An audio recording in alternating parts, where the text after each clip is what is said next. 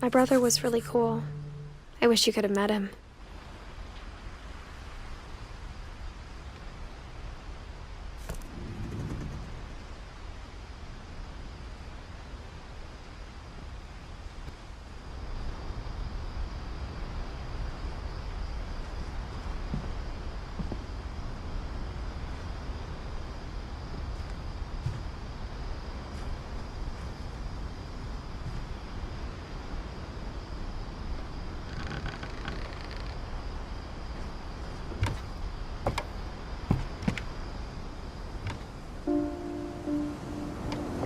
On the way back from Lewis's funeral, my mom told me to start packing.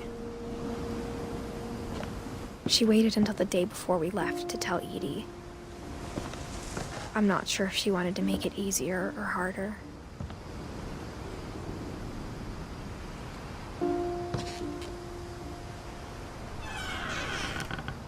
I wish we'd stayed.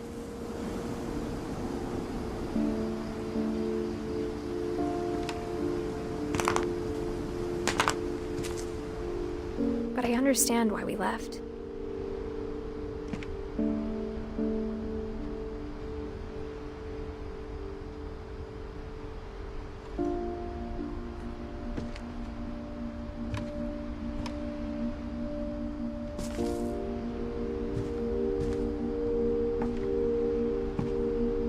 My mom ended up leaving everything behind.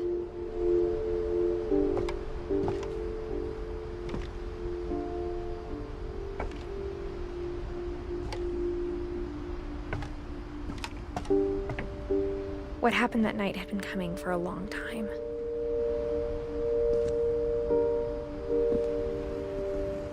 Maybe it should have come sooner.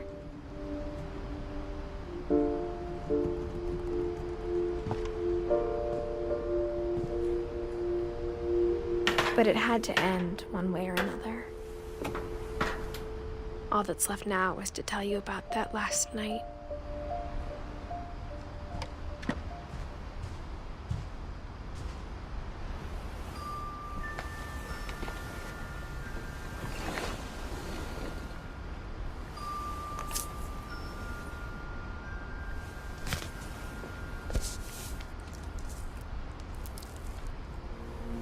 That whole last day, Edie just watched us pack and didn't say a word. Until supper, when she raised her glass and said, "To our final night together, and all our final nights apart." Grandma, you know what I said about alcohol. Some of your medications are very Edith, specific. I left a present for you in the hallway. Why don't you go open it? The grown-ups have to argue now. I'm sorry, you're right. We're all leaving tomorrow. Let's just enjoy our last... I'm not leaving. Edith, you're excused.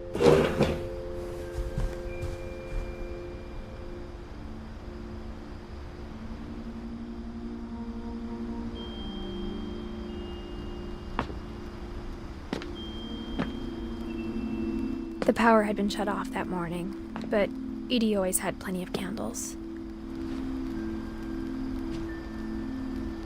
When my mom sealed the library, I don't think she knew about the other entrance. Or that Edie had a key to it.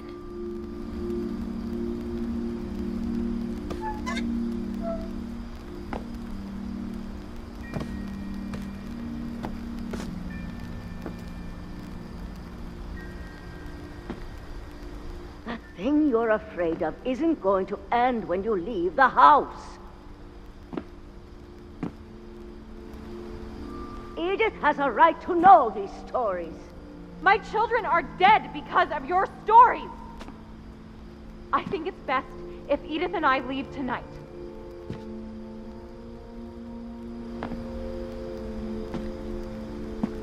We'll have the nursing home send a van for you in the morning, okay?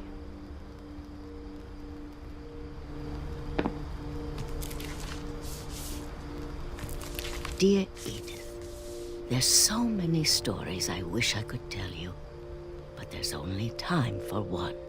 This is about what happened on the night you were born. That night, the tide went way, way out. It was the first and last time I ever saw the old house aground. There'd been an earthquake out in the middle of the ocean. They called it the lowest tide in 1,000 years.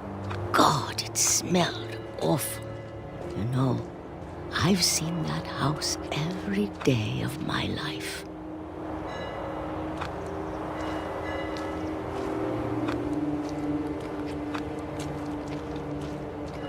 But I never thought I'd go back to it. When the fog rolled in, I lost my way.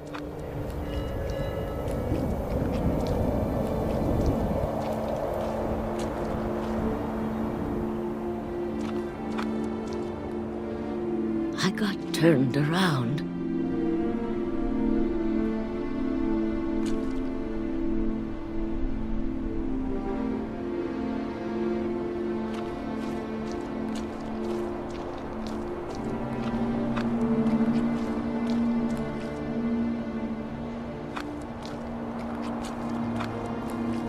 For a while, I wandered.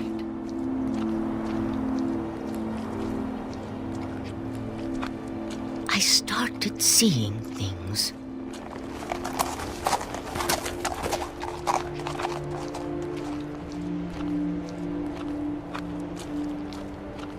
Things I'd forgotten had ever existed.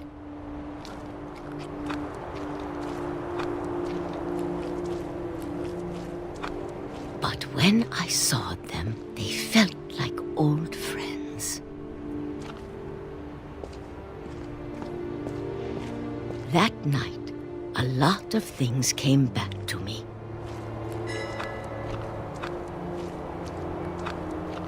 Or maybe I came back to them.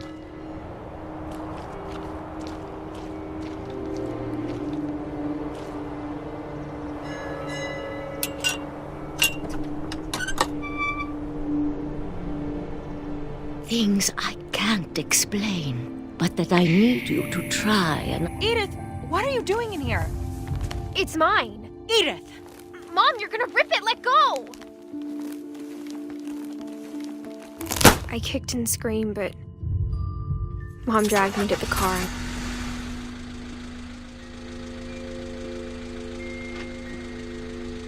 I never saw Great-Grandma Edie again. The next morning, the van came to pick her up, but she was already gone. After that, we moved around a lot. We both tried to make the best of it. A few years went by.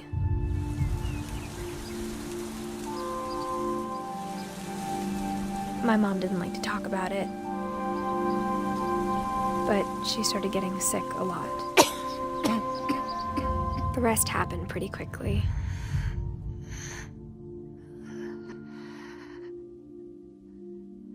She got better for a while, and then she didn't. And then I was alone.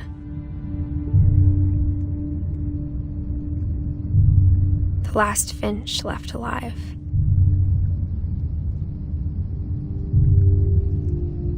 Until I found out about you. I'm still not sure what to tell you about all this.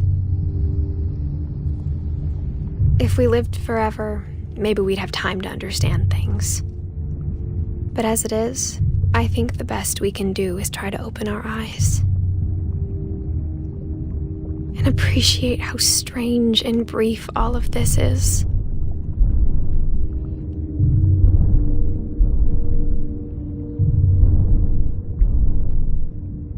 This journal was supposed to be for you.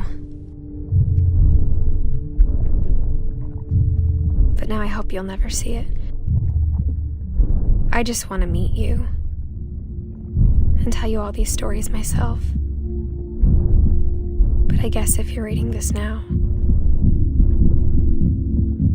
things didn't work out that way.